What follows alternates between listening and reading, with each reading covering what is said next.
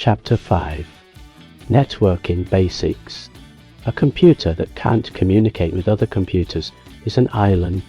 Networking is how we connect islands into a continent, and ultimately into the internet. Understanding networking isn't just useful for IT professionals, it's fundamental knowledge for anyone who wants to understand how the modern world actually works. In this chapter, Golding draws two circles on the whiteboard, one small, one enormous, and those two circles explain the architecture of every network from your home router to the global internet. John's class runs real Ethernet cables, configures IP addresses, and shares files directly between computers with no cloud service involved.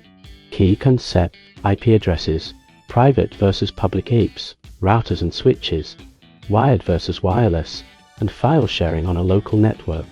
Let's get into it. Week 5, Networking. You drew a small circle on the whiteboard labeled LAN, then a massive circle around the whole building and beyond labeled WAN.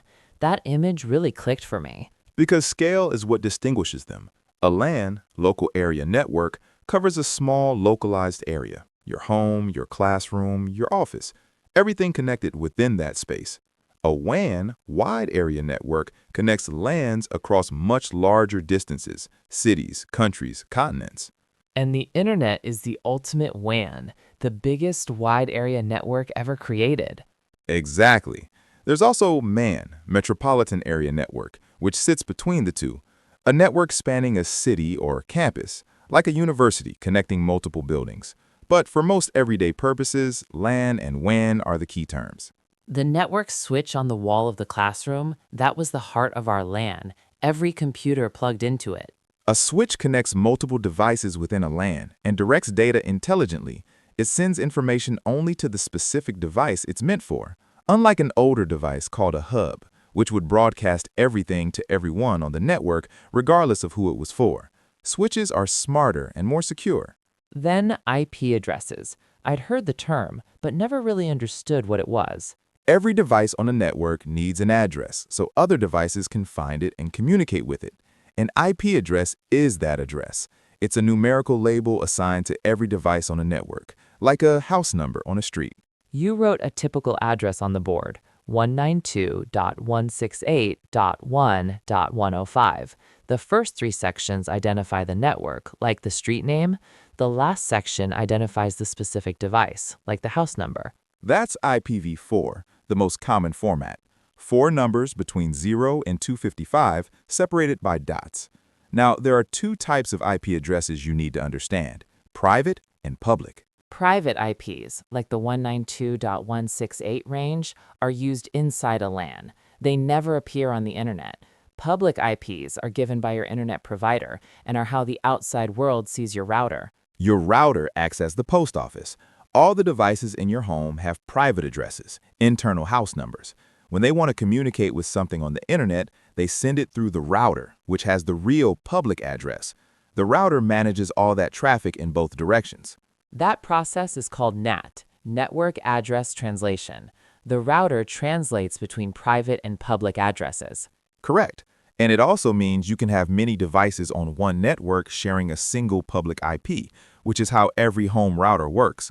Now, IPv4 versus IPv6. Why does IPv6 exist? Because we nearly ran out of IPv4 addresses. There are only about 4.3 billion possible IPv4 addresses, and with billions of devices on the internet, that wasn't enough. IPv6 uses hexadecimal notation and provides an astronomically larger address space, effectively enough for every device imaginable for the foreseeable future. It looks much longer and more complex, but the principle is identical: a unique address for every device. Wired versus wireless. We actually ran Ethernet cables across the room that week, which was more satisfying than it had any right to be. Cable management is a real skill in professional IT environments. But yes, wired connections are fundamentally more reliable. The signal travels through a physical cable with minimal interference. Faster, more stable, more secure. No wireless signal to intercept. You described wireless as an open field where everyone walks at once and bumps into each other. Wired is a motorway with lanes. Wi-Fi shares airspace with every other wireless device, every wall, every microwave oven.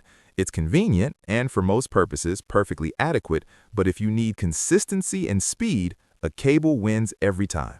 The practical session at the end, sharing a folder across the LAN, felt like a superpower. No internet, no cloud, just two computers on the same network sharing a file instantly.